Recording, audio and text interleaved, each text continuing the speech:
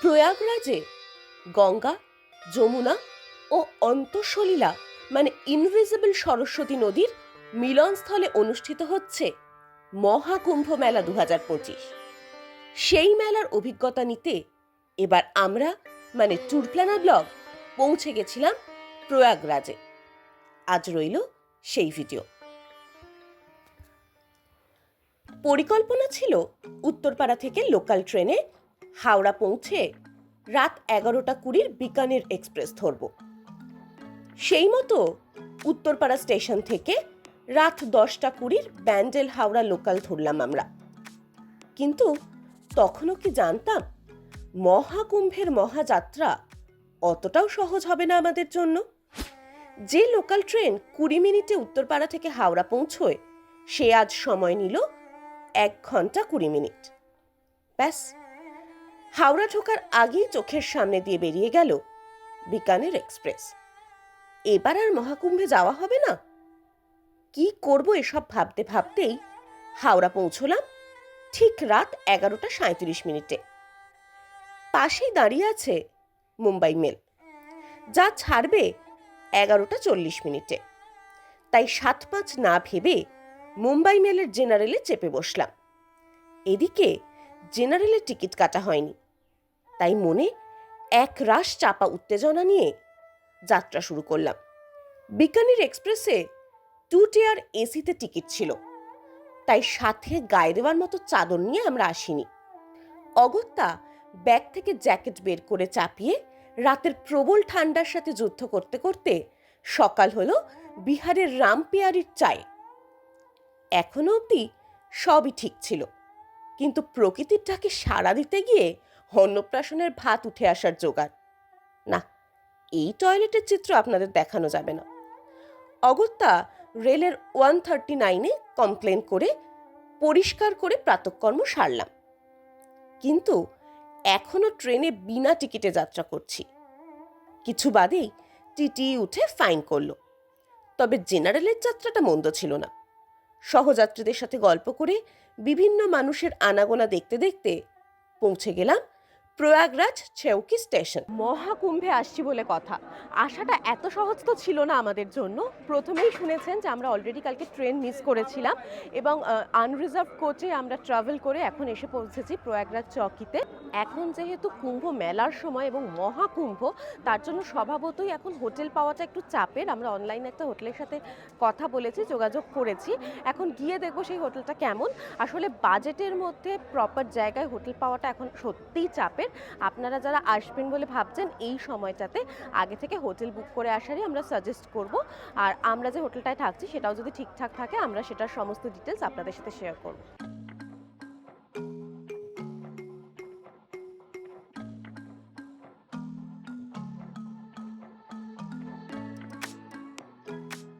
মহাকুম্ভ মেলা উপলক্ষে প্রয়াগরাজ চৌকি স্টেশন সেজে উঠেছে ঝকঝকে পরিষ্কার, আর পুরো দুদিকটাতে বিভিন্ন রকম ব্যানার দিয়ে পোস্টার দিয়ে সাজানো এবং পুরো স্টেশন চত্বরটা রয়েছে কড়া নিরাপত্তায় মোড়া। আমাদের মতন যারা পুণ্যার্থী এখানে আসছেন তাদের যাতে কোনো অসুবিধা না হয় তাই জন্য তারা সদা তৎপর।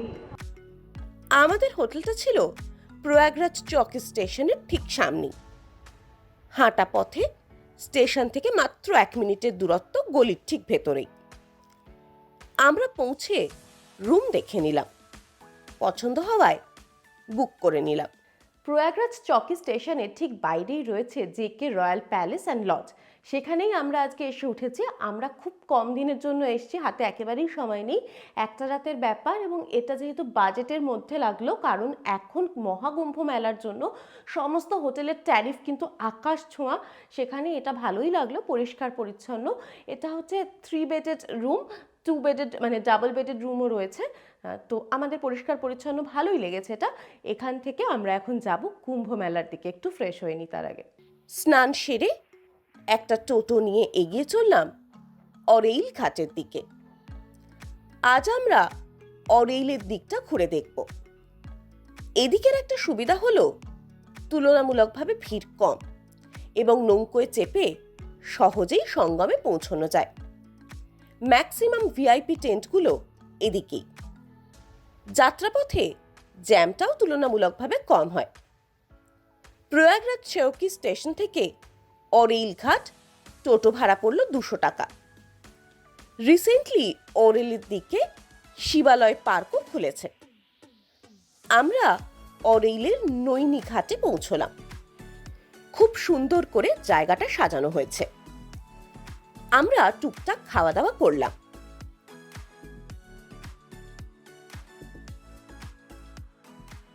আমরা ট্যুর প্ল্যানার ব্লগ এখন রয়েছি বিশ্বের অন্যতম বড় ধর্মীয় ফেস্টিভ্যাল মহাকুম্ভ মেলায়। এখানে সঙ্গমে স্নানের জন্য আমাদের লক্ষ লক্ষ মানুষের ভিড় ঠেলে পৌঁছতে হবে সেখানে, যেখানে একসাথে গঙ্গা, যমুনা, অন্তঃসলিলা, সরস্বতী নদী এসে মিশেছে।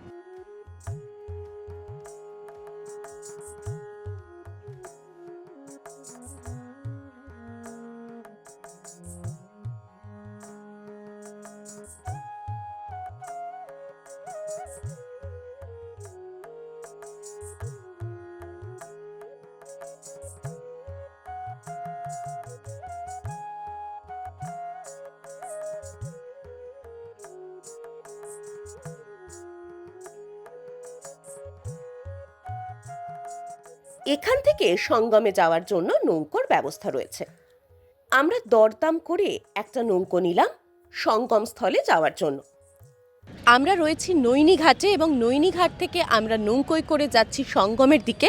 নৌকোয় করে সঙ্গমে গিয়ে আবার ফিরে আসা যায়, এটা একটা হতে পারে, অথবা অনেকে ওখানে গিয়ে স্নান করেন, করে ফিরে আসেন, দুটোই হতে পারে এবং দুক্ষেত্রেই নৌকোর চার্জ কিন্তু আলাদা আলাদা।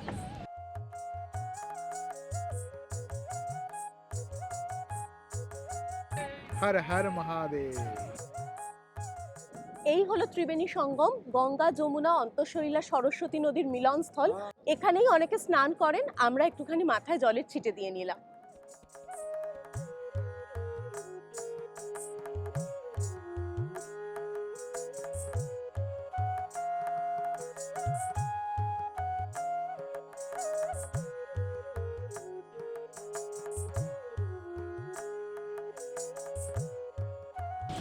আমরা এখন অরেল ঘাট থেকে নৌকোয় চড়ে ঘুরে বেড়াচ্ছি ত্রিবেণী সঙ্গমে।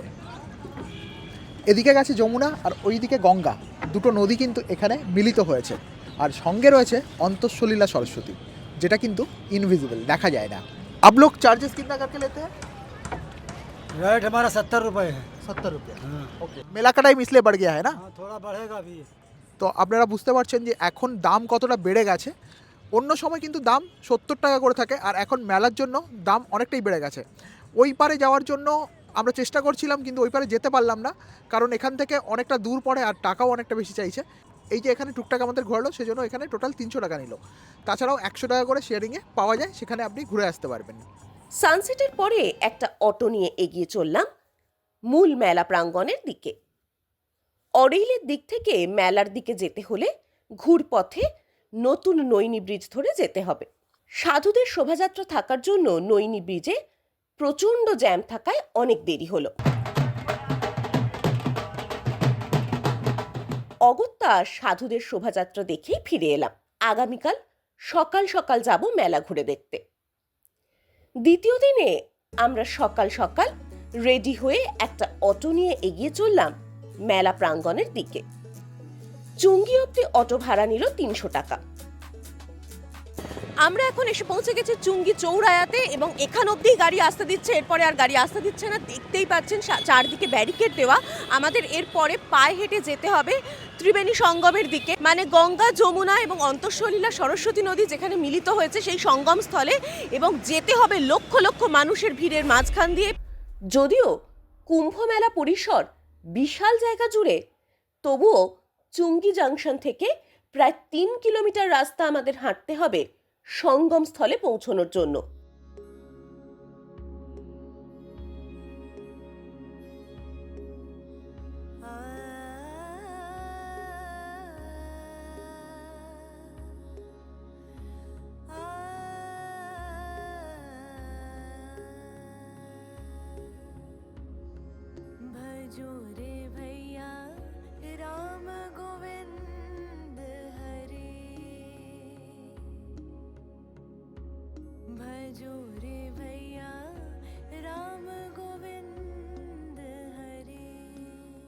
আমার ঠিক পিছনেই ওই যে দেখা যাচ্ছে ওটা হচ্ছে সঙ্গম পয়েন্ট।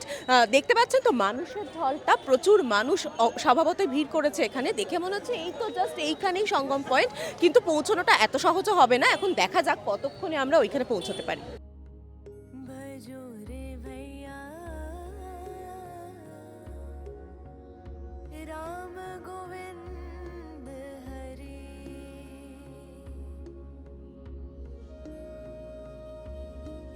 এখানে ভিড়টাকে কন্ট্রোল করার জন্য দেখতেই পাচ্ছেন জায়গায় জায়গায় ব্যারিকেড করা রয়েছে, তার জন্য রাস্তাগুলো ডাইভার্ট করে দিতে হচ্ছে এবং সেই কারণে যেটা হচ্ছে একটু হাঁটতে বেশি হচ্ছে বটে।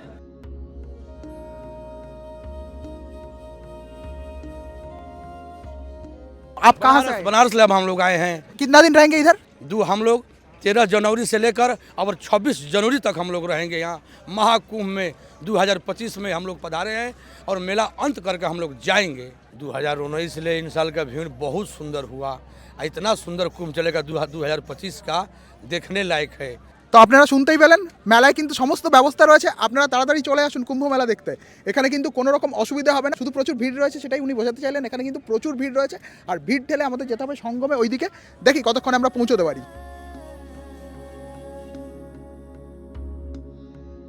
जप तप साधन नाही कुछ लागत, जप तप साधन। नमस्ते गुरुजी, आप कहाँ से आए हैं? आजमगढ़ यूपी से आए। आप क्या हर साल मतलब जो जिस टाइम कुंभ मेला होता है उस टाइम आते हैं इधर? हमेशा हम आते हैं। তো আপনারা দেখতেই পাচ্ছেন এখানে বিভিন্ন গুরুজিরা এসছেন। ওনারা এখানে অস্থায়ীভাবে বাসস্থান কেটেছেন, এখানে রয়েছেন ওনারা, আর ওনারা কিন্তু বহু দূর দূরান্ত থেকে এসছেন এখানে। সঙ্গম স্থলে পুণ্যস্থান করার জন্য যাতে পুণ্যার্থীদের খুব একটা অসুবিধা না হয়, তাই জন্য সরকারি উদ্যোগে এরকম অস্থায়ী অনেকগুলো ব্রিজ বানানো হয়েছে। আমরাও এখন সেরকমই একটা অস্থায়ী ব্রিজের ওপর রয়েছি, এটা ব্রিজ নাম্বার 1। এরকম 30টি ব্রিজ বানানো হয়েছে এখানে।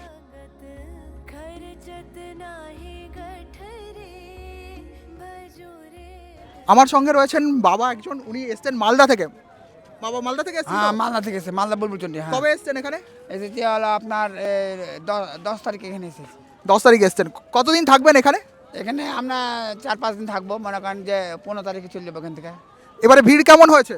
ভিড় ভালোই, খুব খুব ভিড়। আর ব্যবস্থাপনা কেমন এখানে? এখানে খাওয়া দাওয়ার ব্যবস্থা ভালো এবং আমাদের সাথীদের থাকার অবস্থাও ভালো, সব কিছুই ভালো। আচ্ছা, খুব ভালো লাগলো বাবার সঙ্গে দেখা হয়ে। ভালো থাকবেন। হ্যাঁ, জয় গুরু, জয় গুরু, জয় গুরু, জয় গুরু। गोविंद हरि कहत कबीर, जो मुख राम नाही, कहत कबीर, जो मुख राम नाही।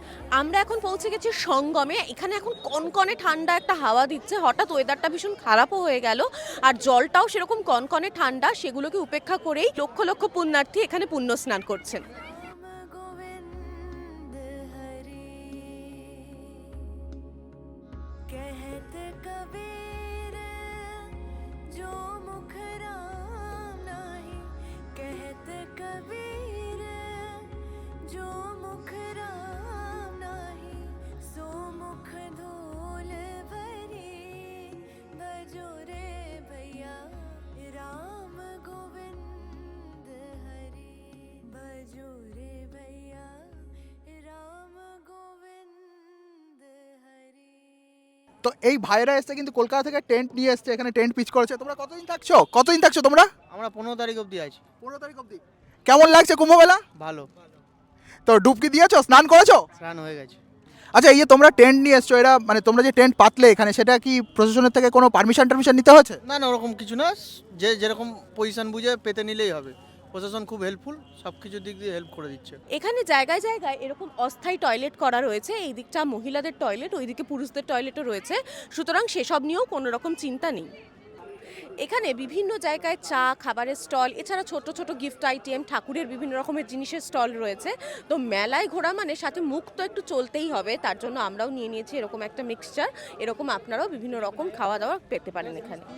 মেলার এদিকে রয়েছে সাধুদের আখড়া। আমরা সেগুলো ঘুরে দেখতে লাগলাম। আখড়াতে বিনামূল্যে খাবারও পরিবেশন করা হয়।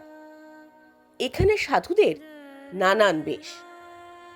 কুম্ভ মেলা এ শুধু মেলা নয়, এ যেন সমগ্র ভারতবর্ষের এক খণ্ডচিত্র। এখানে দেশ বিদেশ থেকে কত সাধু সন্ন্যাসীর সমাগম হয়। তাদের বেশভূষা, আচার আচরণ, বৈশিষ্ট্য সবই ভিন্ন ভিন্ন। বছরের পর বছর ধরে শুধুমাত্র বিশ্বাস, ভরসা, আস্থায় ভর করে দেশের বিভিন্ন কোণা থেকে, এমনকি বিদেশ থেকেও লক্ষ লক্ষ পুণ্যার্থীর সমাগম ঘটে এই মহাকুম্ভ মেলায়। পুণ্যার্জন কতটা হলো জানি না, কিন্তু মনে প্রাণে প্রার্থনা করলাম সমস্ত অন্ধকার কেটে যাক, সবাই যেন আমরা ভালো থাকতে পারি। এবার আমরা মেলা প্রাঙ্গণ থেকে হোটেল ফিরে একটা অটো নিয়ে এগিয়ে চললাম এয়ারপোর্টের দিকে। সেখান থেকে ফ্লাইট ধরে বাড়ির উদ্দেশ্যে রওনা দিলাম। হর হর গঙ্গে। আমাদের এই ভিডিওটি ভালো লেগে থাকলে লাইক, কমেন্ট ও শেয়ার করতে ভুলবেন না। আর আপনি যদি আমাদের চ্যানেলে নতুন হন তাহলে এখনই সাবস্ক্রাইব করে বেল আইকনে ক্লিক করে দিন সমস্ত নোটিফিকেশন সবার আগে পাওয়ার জন্য। সঙ্গে থাকুন, দেখতে থাকুন ট্যুর প্ল্যানার ব্লগ।